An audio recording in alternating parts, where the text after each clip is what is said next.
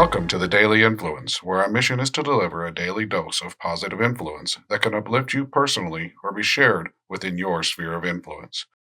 While not every episode may directly apply to your unique circumstances, we strive to provide insights and inspiration relevant to most people's daily, weekly, and monthly lives. Whether you are tuning in during the morning, noon, or night, the Daily Influence is here for you. Listen, share, and embrace the power of influence in your life.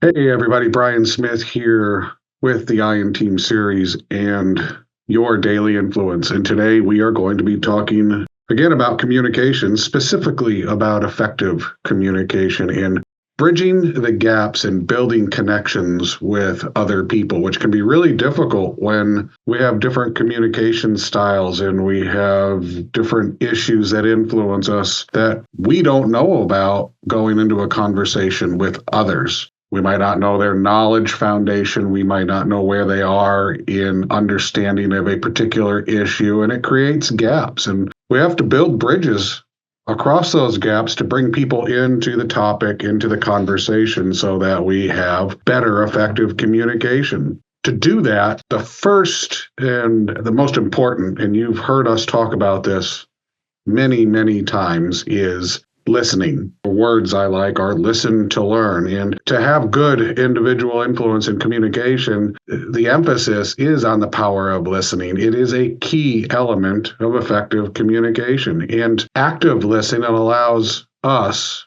as a participant in any conversation that's going on, to have a better understanding of the perspectives, the context, and the needs of the conversation and the people involved in it. It's crucial to bridging communication gaps to have that understanding, to have the best concept. That means when we're listening, we're looking for opportunities to ask good questions, not necessarily just give advice.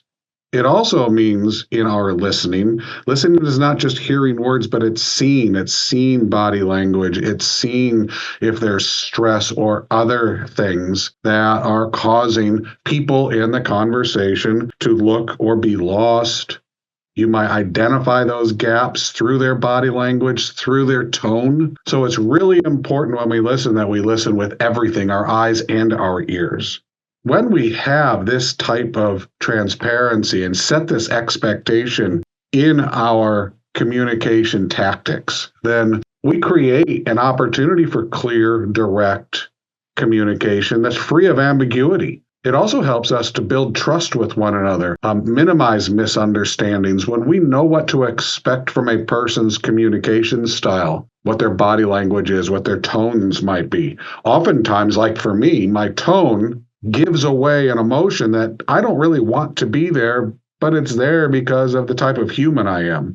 I get annoyed when I'm interrupted, but I leave my door open, which invites interruption. The team knows that when they do come in and interrupt me because I had an open door and they get that tone, that it's not personal. It's just my transition point from where I was to being in tune with them. And I have been clear and transparent with them that I may appear annoyed, but I'm really not annoyed. So having transparency and clarity in the way you communicate, sharing with people how you communicate, the triggers that you have, some of the body language or tones that might come out in your way of communicating. If you're direct, if you're indirect, maybe you're a long talker, maybe you require a lot of details.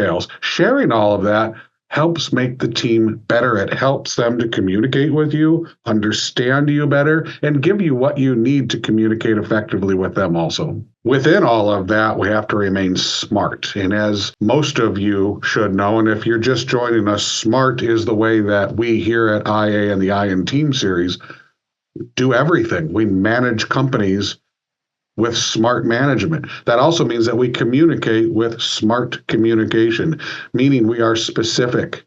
We provide measurement when needed.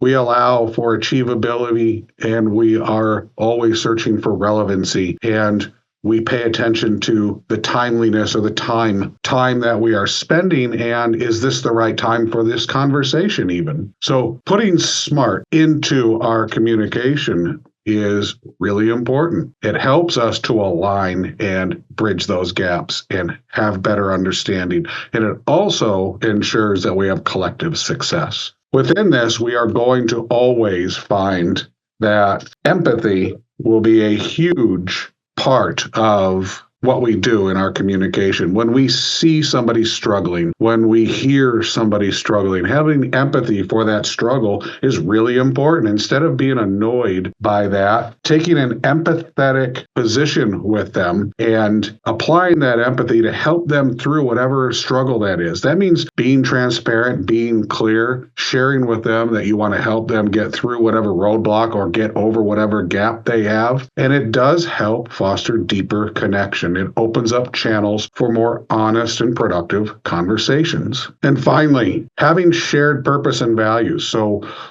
when we go into a conversation, especially when it is in a business environment, it's really important that we maintain our core values. If we find ourselves getting upset in the moment, then don't allow the emotion to take over the conversation. Take a step back and help the team to understand why you're emotional. And if somebody else is emotional, take a step back and help them understand and yourself understand why they might be emotional. It will help people to feel more in tune with the whole team, feel safe with those emotions, be safe in sharing what those triggers are, and it will also build onto your core values, whatever they may be, and help drive people to more effective communication. Doesn't matter if there's differences in background or perspectives. When we respect and use our core values and we allow for transparency and clarity, we allow ourselves to work through things that cause disagreement, things that set off emotions, and work together to come to some kind of either a resolution or an agreement that there is no resolution. Sometimes that's the agreement, that there is no agreement. We'll go our separate ways. We'll do our separate things. We'll agree or understand different things. And that's okay too,